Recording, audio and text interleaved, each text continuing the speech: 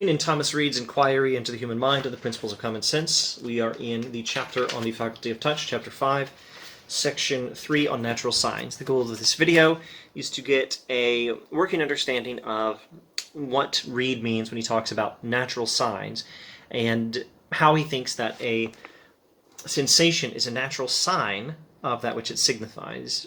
The sensation in the mind is a natural sign of that thing in the world which it signifies, which we know by means of the sensation.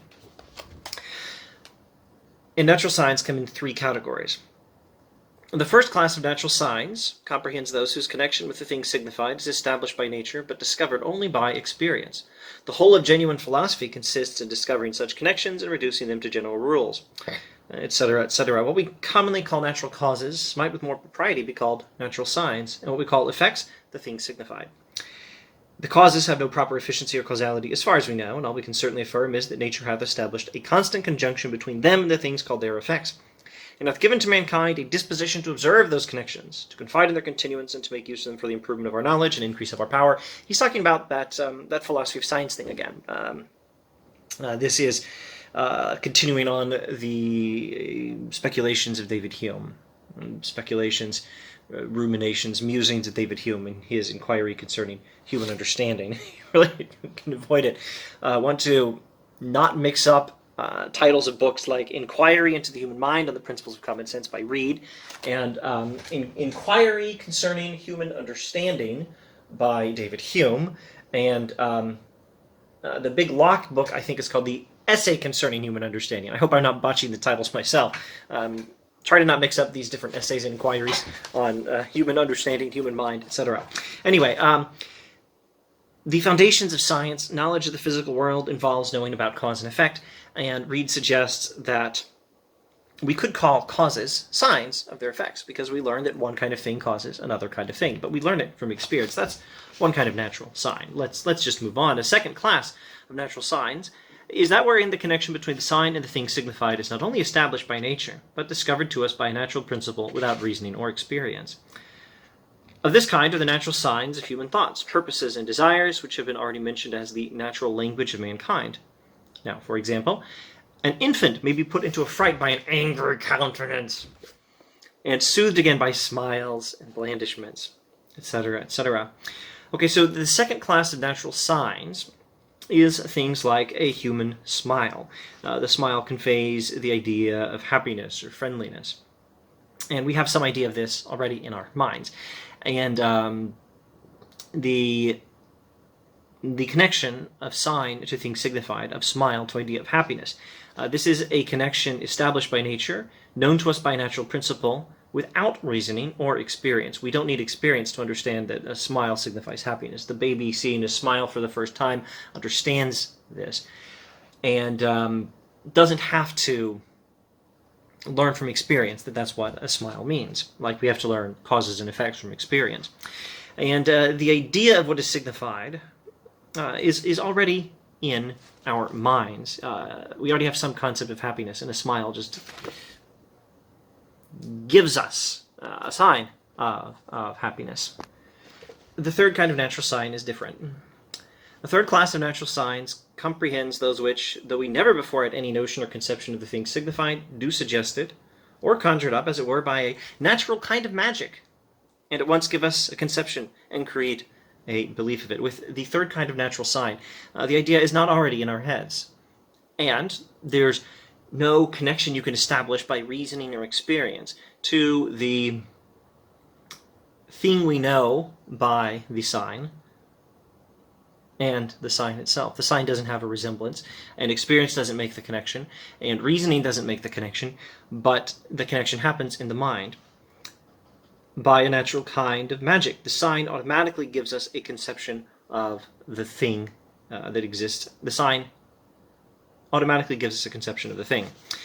And the conception of the thing is not in our minds independently of the sign. But it doesn't come from the sign. Where does it come from? Well, from human nature. For example, our sensations suggest to us a sentient being or mind to which they belong. You perceive my silly face and my goofy hand motions, and me moving my mouth and blah, blah, blah. And it gives you the idea that there's a mind there, that when I recorded this video, I was an actual person. I was an actual mind, an actual consciousness, thinking and talking. And the conception of a mind is neither an idea of sensation nor of reflection, for it is neither like any of our sensations nor like anything we're conscious of. Consciousness is not the same kind of thing as this arrangement of colors on your flat phone screen or laptop screen or whatever, where you're seeing my face as I make this noise. And this noise doesn't entail consciousness. A totally non-sentient thing can make noises. Where does the idea of consciousness come from? Well, it's not entailed by the sign. It's just suggested by the sign. How? Well, by a natural kind of magic. Our sensations suggest to us a sentient being or mind. The conception of a mind is neither an idea of sensation or reflection. The notion of hardness in bodies, as well as the belief of it, are got in a similar manner. This is a hard teacup. The notion of hardness in such a physical object, and the belief that there is hardness in the object, comes in a similar manner, being by an original principle of our nature, annexed to that sensation which we have when we feel a hard body. I feel I feel the thing. I experience a certain kind of sensation, and it awakes in my mind the idea of the hardness of this object. And so naturally and necessarily does the sensation convey the notion and belief of hardness that hitherto they have been confounded by the most acute inquiries into the principles of human nature, although they appear upon accurate reflection not only to be different things, but as unlike as pain is to the point of a sword. The sensation I'm experiencing right now is not the same thing as the idea of hardness. And instead of pain and point of a sword, let's use this one.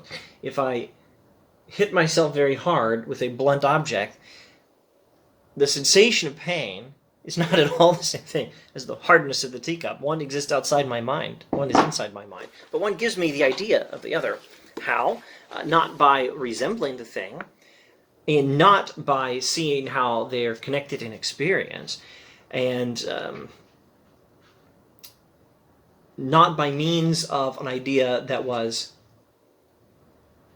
in our minds before we had any experience, because we probably didn't have any idea of hardness before we had experience of hard objects. But nevertheless, the sensation is a sign of the thing, and connects the mind to the concept automatically by some natural kind of magic. But what sort of natural kind of magic? Keep reading. It may be observed, skip part of this sentence, this kind of natural sign is the foundation of common sense, part of human nature, which hath never been explained. So Reid is breaking new ground here. He's explaining things no philosopher has ever explained before, etc., etc. I think it is evident that we cannot, by reasoning from our sensations, collect the existence of bodies at all, far less any of their qualities. By reasoning from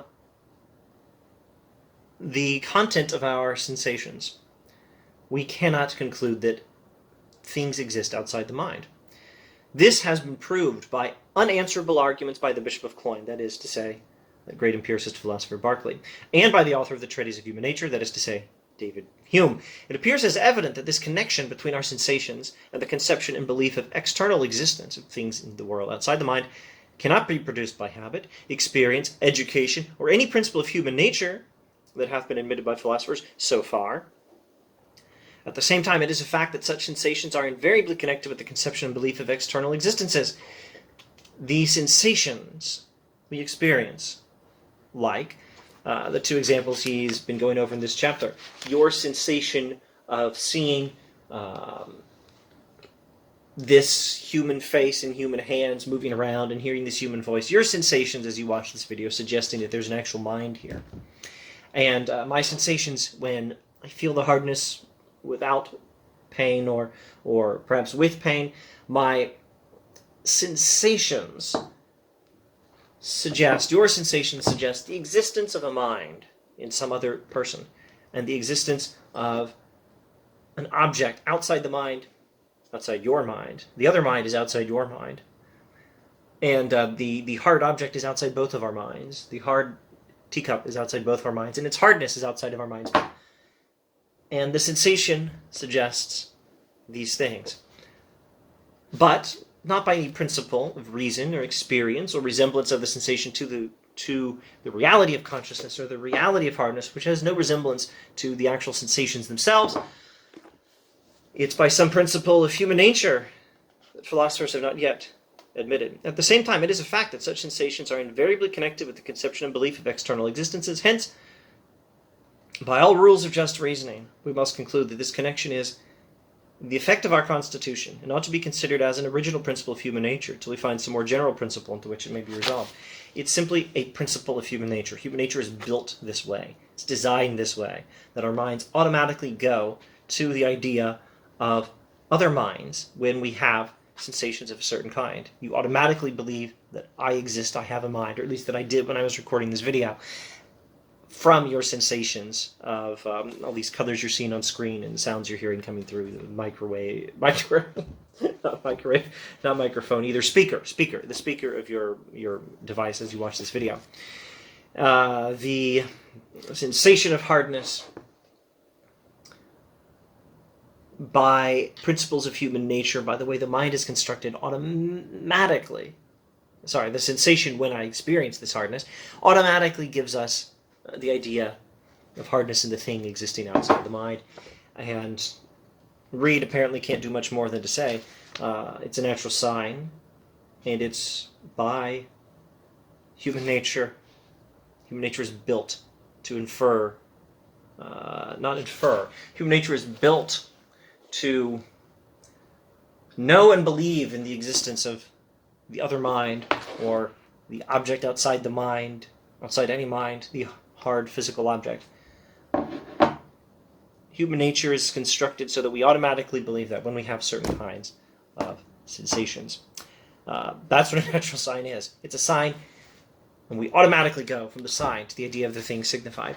And that's it. It's just automatic. You can't say much more than that. At least Reid can't. Now, Alvin Plantinga can. Alvin Plantinga filled in some details here in his Warrant trilogy, early 2000s, and explained that this particular principle of human nature, this particular construction of human nature, is a faculty for knowing the world, and these faculties can give us knowledge, faculties plural, when they are properly functioning in the right sort of environment. Also, they're faculties when they are faculties which are aimed at giving us true beliefs and which are reliable. You put all these things together, you can have a more detailed explanation of the original principle of human nature of which Reid is talking.